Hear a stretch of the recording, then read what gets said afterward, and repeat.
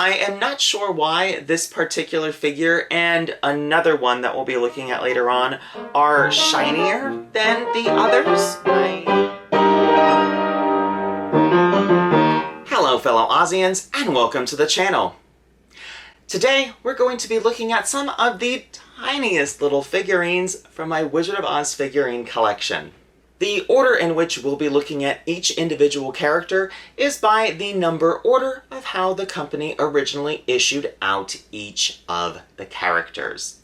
At the end, we'll bring them all together so you can see the entire collection. So, let's get started. Our first character, for anyone that could have guessed, is Dorothy. And Dorothy stands around 3 inches tall, and she is made of resin. Each of these figurines came with these cute little hang tags, and I have left them on just to show you how these would have originally been if you had opened them brand new in the box. All of my figurines I was able to pick up brand new. And Dorothy here is standing on the yellow brick road. I really love how they've added the glitter to her shoes. That was a really cool feature that they did on the Hallmark ornaments during this time, and also with other figurines from other companies. And I really like the consistency of what was happening, at least during this time in the early 2000s. This is one of those few opportunities to pick up Dorothy without her classic braids. This is her Emerald City hairdo with the curls and the bow in the back. So if you're someone that's interested in more of a variant look for Judy Garland's Dorothy, this is definitely a figurine to go and hunt out. And on the bottom of this figure is all of the information about her, plus some little felt pieces, so she's not going to rip up or tear any surface that she's on, which is a really nice feature for all of these figurines. And next is the Tin Man. And like I said, I left all of these little bits on here for you so you can see exactly how they would look if they came out of the box. He's got more stuff than Dorothy. Don't know why. That's just the way that he came for me. And the Tin Man stands a little bit taller than Dorothy, so he's just a little bit taller than 3 inches tall. And just like Dorothy appearing in her costume from later in the film, the Tin Man also has his heart clock, which is really cool. You don't typically see the, at least MGM characters depicted as they were at the end of the film, so this particular set is at least a little unique amongst other MGM-themed little figurine sets. And our next character is the Cowardly Lion. And just like the Tin Man, the lion also has his badge of courage, but he's not looking like he has a lot of courage. The lion looks a little scared. And I don't mind the juxtaposition of those two things, since the lion is called the Cowardly Lion. I'm sure you will have noticed by now that there is a consistency with all of these figures so far, and that they're all on the same base with the felt on the bottom. I do love when a set is consistent, but this particular one will get at least a little more interesting as we move on, but that is the Cowardly Lion. Next is the Scarecrow. And the Scarecrow is probably in the most dynamic pose of all of at least our 4 friends, in that he's somewhat dancing and pointing to his head and holding his diploma.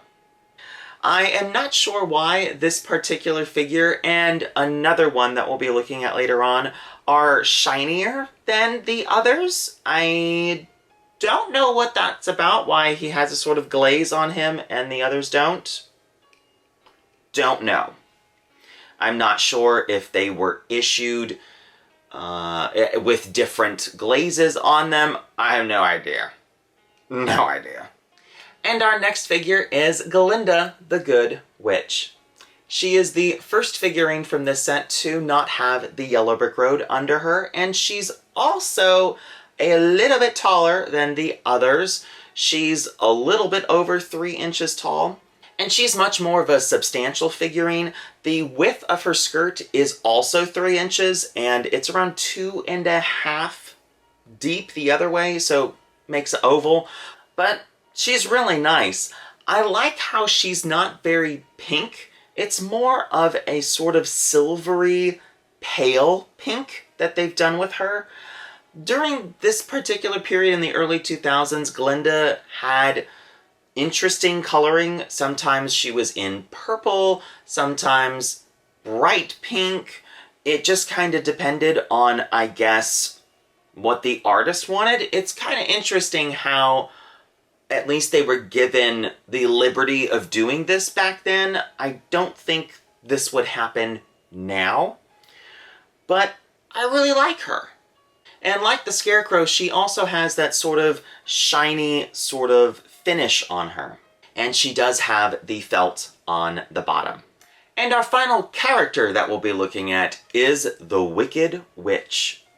And she certainly has a very nice dynamic pose. The witch is always a fun one to see what someone will do with it, especially with, you know, she has a cape, she has a broom, there's certain elements of her that, you know, just, it's gonna be dramatic. And this particular one definitely plays up to a lot of those things that we've seen in many other figurines. Her stance is a little similar to one of the very classic Hallmark ornaments, but it's slightly different. And yet again, with the strange, whether it's matte painted or has a shine to it, only her left forearm has that shine on it. And I don't know what that's about.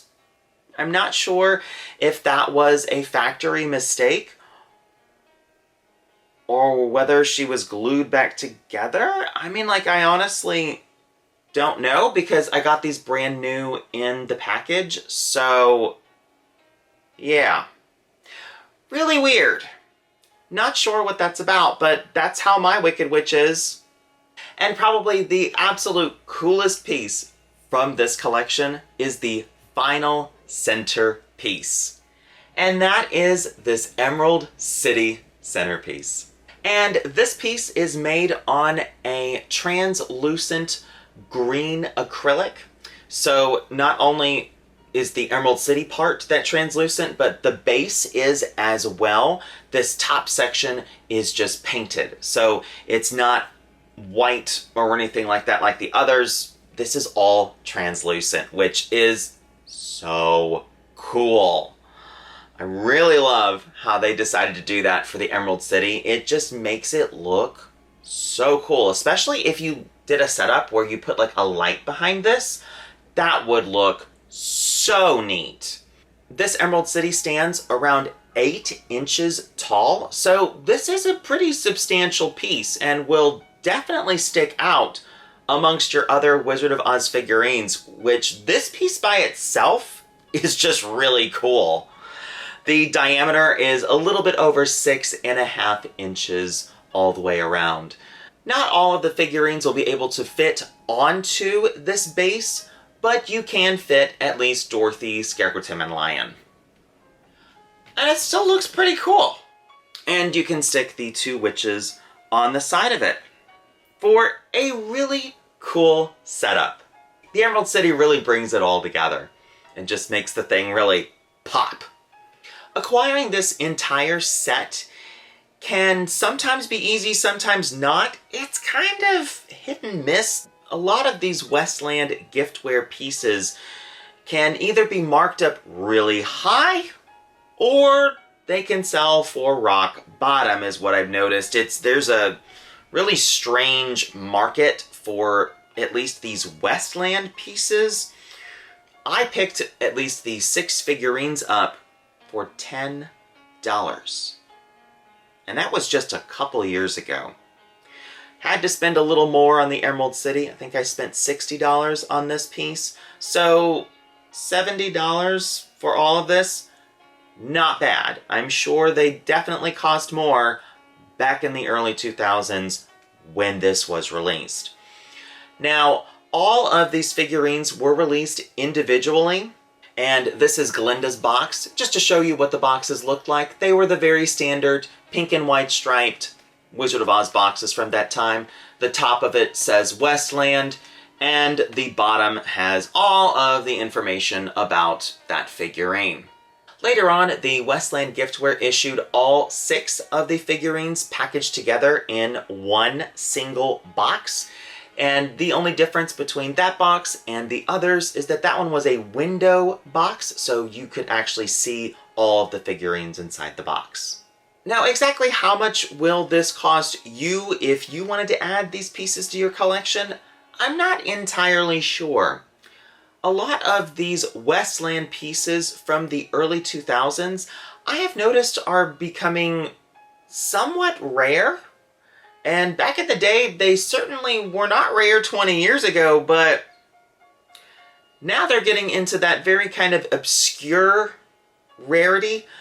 So if you can pick these up for somewhere around what I paid, I think you're definitely getting a deal. I think you will be spending more on this Emerald City piece. I don't think too many of these sold compared to the characters. I would assume this piece cost more, possibly straying people from picking up this piece. But even if you can just get the Emerald City piece, so stinking cool. Do you have any pieces in your collection from the Westland Giftware? Let's have a discussion down in the comments. And if you liked that video, please give it a thumbs up, comment down below, and subscribe. New videos are posted every 2 weeks on the 15th and last day of each month. And if that doesn't satisfy your appetite for Oz, follow the link in the description to ozclub.org and join the International Wizard of Oz Club. Until next time, bye y'all.